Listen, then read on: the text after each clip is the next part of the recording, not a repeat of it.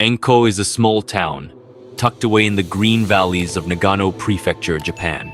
It's the kind of place where everyone knows each other, where sake breweries have been run by the same families for generations, and where scandals are almost unheard of. On most summer nights, the streets are quiet, just the rustle of maple leaves and the distant hum of cicadas. But on one such night in late May, something dark began to stir behind the walls of one of the town's most respected homes. Within hours, it would shatter the image of a perfect family. And months later, the entire country would be talking about one unsettling question. Why did he smile? Chapter 1. The Smile That Changed Everything. May 29th, 2022. Exactly 1 year to the day since the death of Nishimi Daifu, wife of city councilman and sake brewery owner Kansan Daifu. The memorial service that morning was solemn but dignified. Family, friends, and local reporters gathered at the Daifu home. Incense smoke curled upward, mingling with the soft light filtering through paper sliding doors. On the family altar, framed photographs of Nishimi showed a graceful woman in her 40s, her smile gentle yet reserved. A reporter, microphone in hand, approached Kansan. His suit was immaculate, his expression serious. Then came the question, what are your thoughts about the person who took your wife's life? There was a pause. Kansan looked down for a moment, as if collecting his thoughts, and then it happened. The corners of his mouth lifted just slightly. It wasn't a broad grin, not even a smirk, but enough to be seen. Enough to make anyone watching feel a strange, cold unease. The interview was aired later that day on local TV. By that evening, it had gone viral on Japanese social media. People replayed the moment over and over. Why is he smiling when speaking about his wife's killer? For many, that single gesture felt like more than bad taste. It felt like a confession. Chapter 2. The Perfect Husband. Until that day, Kansan Daifu had been the golden boy of Enko. He was 50 years old, the third-generation owner of Sogiki Suzo Brewery, a family business over a century old. The brewery's trademark was a turtle logo, symbolizing longevity and prosperity, printed proudly on every bottle of sake. His marriage to Nishimi had seemed ideal. Two respected families joined together. She was the daughter of a wealthy merchant family, refined and well-connected. Together they had 2 sons, the eldest in middle school, the youngest in elementary. Their home reflected their life. The second floor served as a living space, the first floor as the brewery's main office.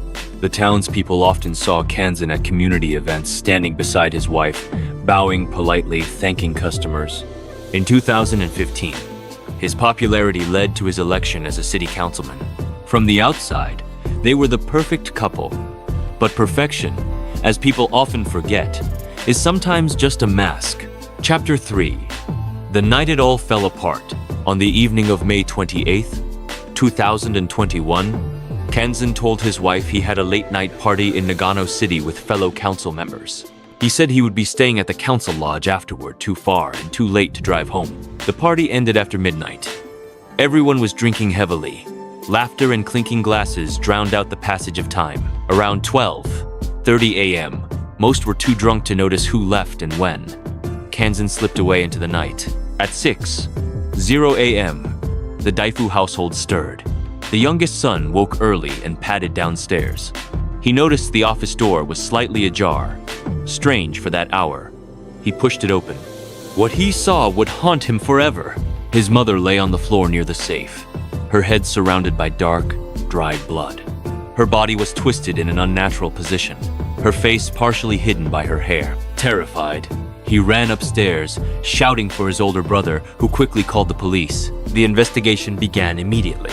The autopsy concluded Nishimi had died from a single, forceful blow to the head with a blunt object. Time of death, between 1:00 and 3:00 a.m. There were no signs of forced entry. The safe was untouched, valuable items still inside. This was no robbery. It was personal. Chapter 4. An alibi of steel. Naturally, suspicion fell on Kansan. But he met the questioning with calm composure.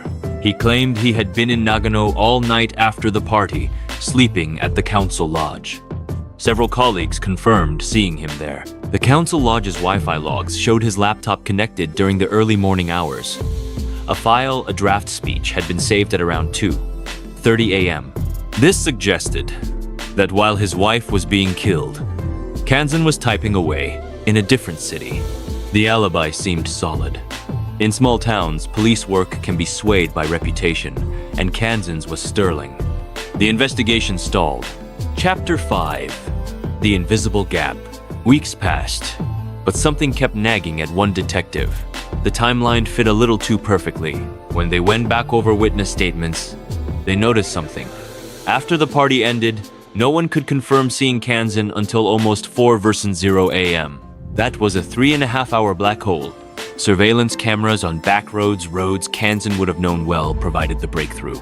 Footage showed a white sedan identical to his driving from Nagano toward Enko around 12:50 a.m. The car stopped near his home at 1:10 a.m. It was seen again heading back toward Nagano shortly before 3:0 a.m. This matched the autopsy perfectly. When investigators checked his laptop's metadata more closely, the saved speech file turned out to have been created days earlier. It hadn't been edited at all that night. And at the crime scene, they found something damning. Partial shoe prints and fingerprints matching Kansan in places he could not have reached if he'd truly been away all night. Chapter 6. The Hidden Life. The deeper the police dug, the more Kansan's image of a devoted husband crumbled. They uncovered a long-running affair with Kosato, a woman working at the local business association. The relationship had lasted 3 years. Eventually, Nishimi discovered text messages between them. Furious, she confronted her husband and demanded he end it. Her father, who had once poured money into the struggling brewery to keep it afloat, joined her in pressuring Kansan to stay faithful. But Kansan never really stopped seeing Kosato. He promised her he would divorce Nishimi and marry her instead. But Kosato, perhaps sensing trouble, declined. For Kansan, his wife had become both an obstacle to his affair and a reminder of his financial dependence on her family. To him, her death was a way out emotionally, financially, and reputationally. Chapter 7.